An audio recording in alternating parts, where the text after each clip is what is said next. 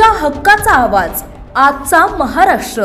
दिवंगत उपमुख्यमंत्री अजित पवार यांच्या शोकसभेचं आयोजन मुंबईमध्ये करण्यात आलं होतं। त्यावेळी अजितदादांचे माजी सहकारी जयंत पाटील यांनी आपल्या भावना व्यक्त केल्या। एका गाण्यातील ओळी बोलून दाखवताना जयंत पाटलांना रडू कोसळलं। अजित पवारांच्या अनेक आठवणी जयंत पाटील यांनी भाषणात सांगितल्या। गेले जवळपास 38 वर्ष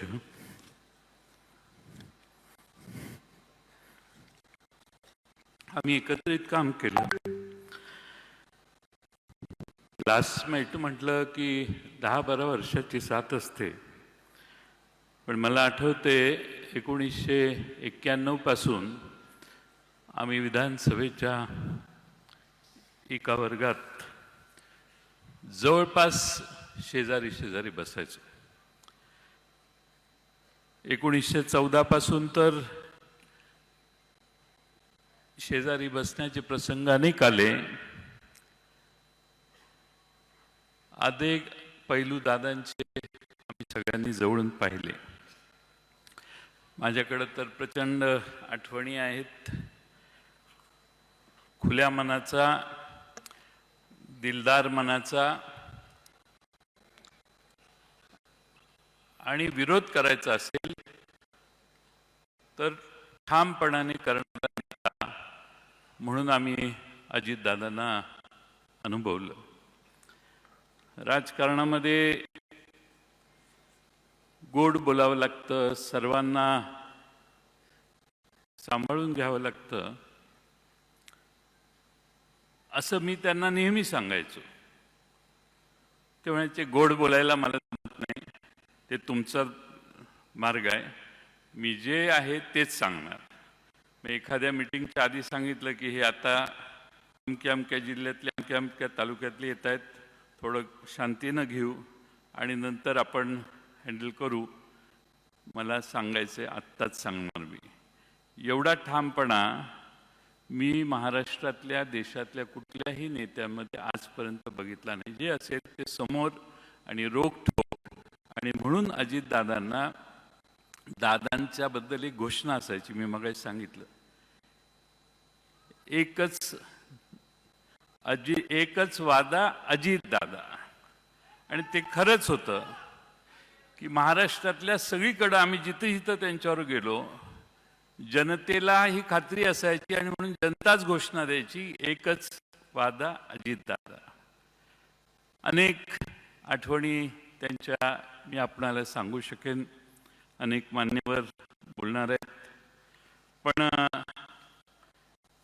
माझ्यासारख्या कार्यकर्त्याला वाटतं की अजितदादांचं एक स्वप्न होतं, महाराष्ट्र घडवण्याचं होतं, महाराष्ट्रातलं राजकारण घडवण्याचं होतं, आणि त्यासाठी हळूहळू पुन्हा मैदान तयार करावं, हळूहळू संघटना आणखीन जोरदारपणाने वाढवावी आणि एकसंघपणाने या मैदानात अधिक ताकदीनं काम करावं, हे दादांचं स्वप्न होतं। आणि हे स्वप्न पाहत असतानाच नियतीने मोठा घात केला। मी दादांना फार जवळून पाहिलं अलीकडच्या काळात। प्रचंड महत्वाकांक्षी आणि कुठल्याही आव्हानाला तोंड देण्याची मानसिकता असणारे दादा मी फार जवळून बघितले, आणि म्हणून आज मला म्हणावं लागतंय की प्रचंड मोठ्या महत्वाकांक्षेची राख रांगोळी त्या अपघाताने झाली। आज अजित पर्वाचा अस्त झाला असं म्हटलं तर वावगं ठरणार नाही। खरं म्हणजे वाऱ्यासारखा महाराष्ट्रभर फिरणारा दादा एका क्षणात शांत कसा झाला, हे आजही महाराष्ट्राला कोडं आहे। अजितदादांना टापटीप आवडायची, पण व्यक्तिगत संबंध अजितदादा फार सुरेख सांभाळायचे।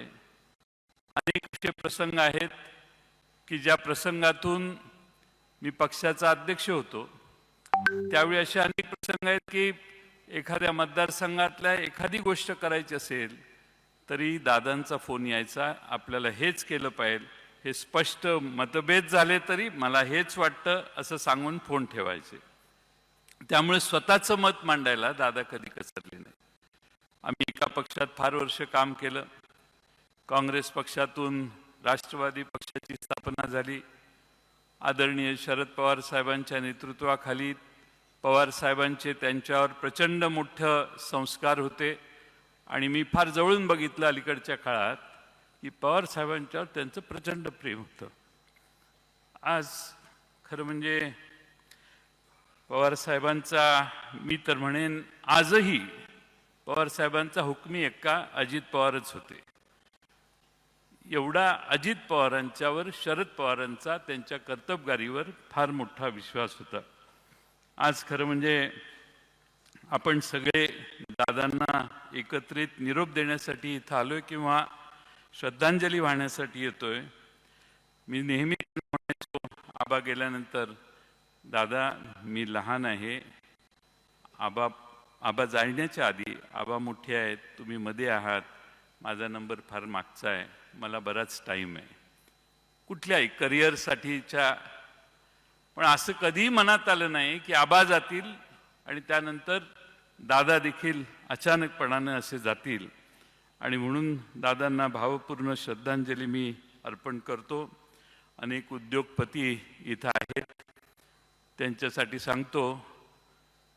Many industrialists are sitting here. I would like to tell them, this man used to wake up at 5 o'clock. 6 o'clock he used to start his work. 6:15, 6:20 he used to be seen on the streets of Baramati or in any meeting where he used to call people and start meeting. माणसं 10 वाजता दिवस सुरू करतात, 12 वाजता दिवस सुरू करतात. The politicians usually start day by 9:30, 10, 11. This man used to start day at 6 o'clock. एवढा कष्ट घेणारा, सकाळी 6 वाजल्यापासून संध्याकाळी 10-11 वाजेपर्यंत काम करणारा, ज्या माणसाला महाराष्ट्रात नाही देशात तोड नाही, असा हा नेता होता. आणि म्हणून आज त्यांच्याविषयी आदरांजली वाहताना आम्हालाही फार दुःख होतंय. आपल्या सगळ्यांनाच दुःख आहे. आणि हा जो धक्का आपल्याला बसलेला आहे तो मला नाही वाटत कधी महाराष्ट्राच्या राजकारणातनं आपण कधी विसरू शकू.